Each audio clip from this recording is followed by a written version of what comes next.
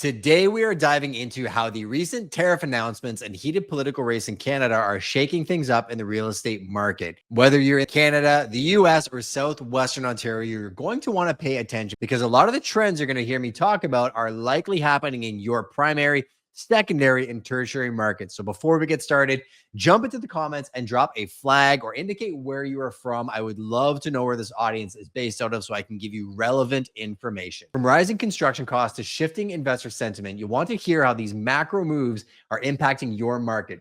Stick around, there's going to be some prizes in this video for sure. We're going to go over some local data and trends, residential, commercial, investment, new development, what's hot, what's not, and what's moving fast. We're going to talk about regional highlights, emerging opportunities for buyers, sellers, and developers across our communities. We're going to talk about what's been happening with the prime insiders, that is the behind the scenes from this community, prime real estate, and the prime media production side of things, including some notable listings and marketing moves. And we're going to give you some fresh macro insights, how new tariffs and evolving political races are influencing construction costs, market sentiment, and political and policy expectations. If a stat or trend catches your eye, especially about how the national shifts could affect your town, DM me. I want to know. And if you like what you hear, hit that like button and share this live stream with anybody who wants the full picture. So let's start with an overall market tone. We're definitely seeing a balanced market with a new twist. The Southwestern Ontario housing market remains balanced while prices are holding strong. Fewer sales and increased inventory continue to give buyers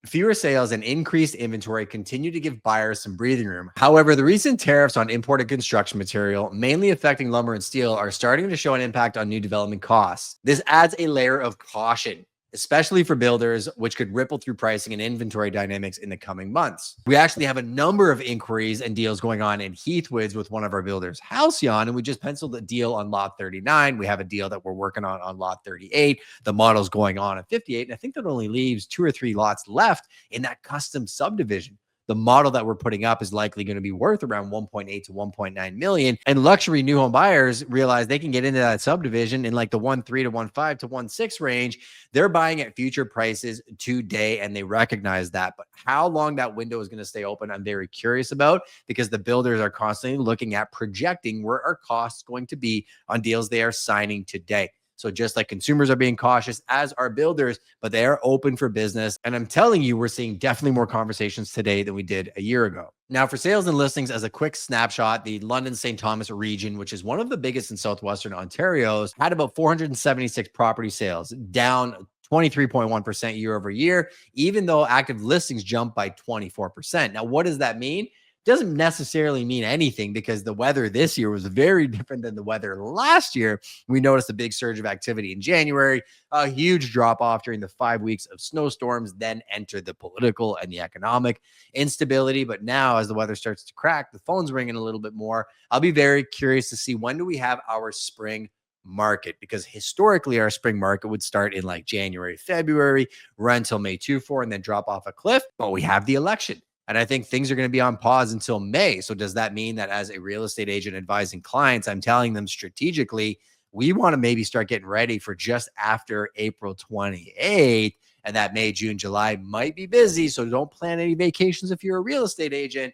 It is something that we're talking about internally. Now, as a key insight, with sales to new listing ratios about 46% and roughly 4.5 months of inventory, buyers now have more time to act. Sellers, however, need to recalibrate pricing and marketing strategies in a market where the average days on market can change. It can be 23, 38, 45, or if you're in the ultra luxury market, you may be on market for 6 months, depending on what's more important, price or speed of sale. Definitely different than the rapid 6 to 7 day turnaround for sales a couple years back. Another stat I really like to look at is sales versus asking price. So in the current dynamics, homes are selling approximately 98% of list price, compared to the overbid scenarios where it used to average 122% of asking. The takeaway would be that buyers can leverage this in a more measured approach, but sellers have to price realistically, especially when factoring in potential cost increases due to tariffs. The London Greater region is a great snapshot of what's happening across Southwestern Ontario. You have a major market center in London, but you have emerging markets like St. Thomas, and secondary and tertiary markets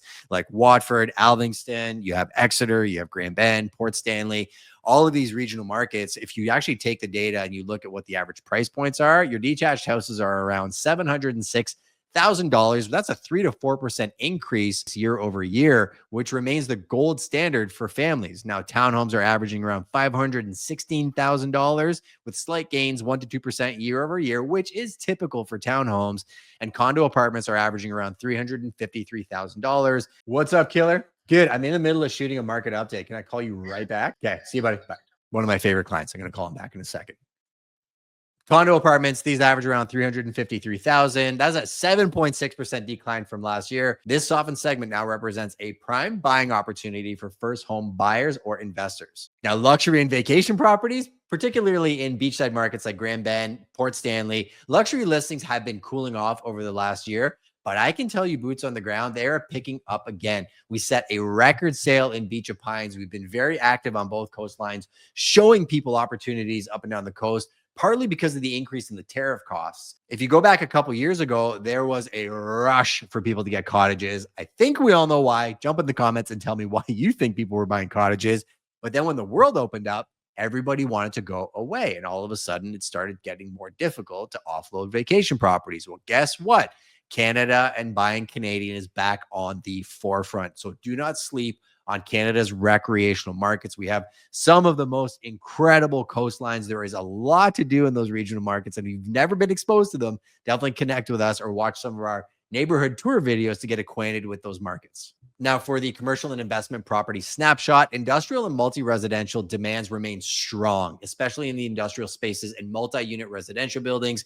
We have 4 apartment buildings coming up for sale. If you want to be one of our insiders, connect with us for opportunities like that. I had 18 inquiries on those buildings from one 7-word Facebook post. Vacancy rates are creeping to around 3%, but the market is staying pretty tight. Retail spaces in vibrant small town centers like Bayfield, downtown Strathroy, Upper Richmond Village, West Rock are doing very well and continue to attract entrepreneurial activities as hybrid work models reshape office demand. One of my favorite deals we did last year, Longevity Lounge in Upper Richmond Village, is a prime example of that. I tried to get in for a cold plunge today, and he is absolutely packed. Christian, you need to open a second location.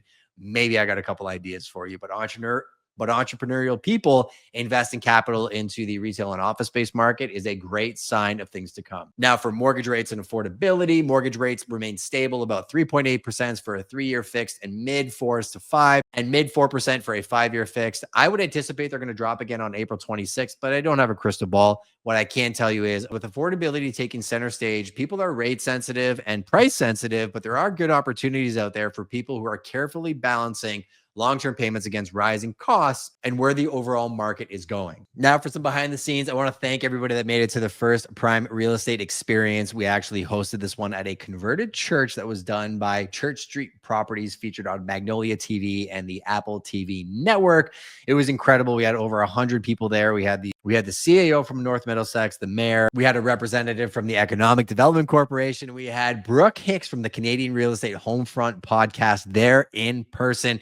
It was catered. There were people from all walks of life. And this is where the Prime Nation gets together 4 times a year to chop it up and talk all things real estate. There's no pitching, no selling. I'm not going to ask. I'm not going to send you a bunch of fridge magnets and calendars. It's our way of giving back to this incredible ecosystem. We invite past clients. We invite investors, developers, builders, people in our community that we don't even know. We even invite our competitors because we truly believe getting face-to-face with our community can change the world. If that sounds interesting to you, just send us an email to the contact below and we can definitely notify you of the next one. We always try to outdo the last mastermind with some incredible food and an experience. We've done them on hobby farms feeding baby goats. We've done learning to fly fishes on a private lakefront property. So I'd love to know where you think the next mastermind should be held. Now, for some strategic takeaways for buyers and renters, leverage the new landscape. With inventory up and fewer bidding wars, now is the time to negotiate. Don't shy away from making offers under asking, especially if you can point to local trends and actually provide reasoning behind your offer. But don't lowball ridiculous numbers expecting to get a good response if you're just taking a shot to take a shot. Now, as a caveat, I do have those clients where in certain instances, I will submit offers that are significantly under asking price. And as an agent that does a lot of listings, I get a lot of offers well under asking price. This is where the cream can really rise to the top. I don't get super offended even if you give me an offer $200,000 or $300,000 under asking price. I let my clients go off if they want to. But my job is to broker deals. And a lot of the deals I'm actually putting together started off far lower than the sellers were ever willing to expect but that's what I get paid for, to broker actual deals. So don't be scared of a market where you get to do that. Also, focus on value, not FOMO. Look for properties that have been on the market longer than usual.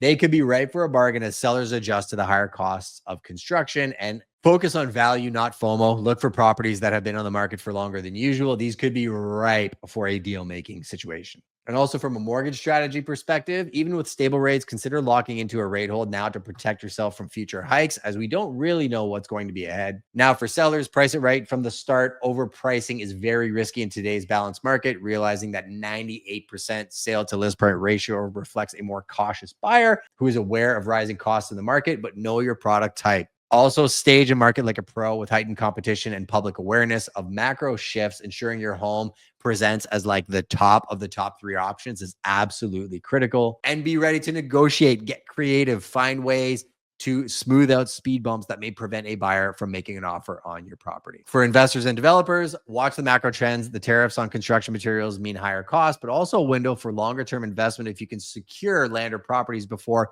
costs fully ripple through the market or make adjustments as they change. Also, follow the growth signals. Look for towns where local infrastructure projects like the Swift Internet Upgrade Project and political promises on housing affordability are converging. Areas like St. Thomas, South Huron, Exeter, there's a whole pile of them where there's a lot of stuff going on. If you want some of those insights, let us know. And stay liquid and stay ready. With uncertainty brought up by the political race, maintaining liquidity is key. Surprise deals may come up, and being prepared to act swiftly when opportunity knocks is key. And lastly, the long game mindset. Think beyond the next few months. The political debate might bring policy changes that favor long-term affordability and infrastructure spending, positioning Southwestern Ontario as a real estate goldmine over the next 5 to 10 years. Hopefully that gave you some value. Our market is balanced, but increasingly influenced by national events. Buyers enjoying more leverage, sellers need to be more realistic and proactive, and investors keeping an eye on emerging growth corridors and tariffs as political shifts reshape the landscape. Please remember that knowledge is power in real estate. Today's update isn't just about local numbers. It's about understanding how global tariffs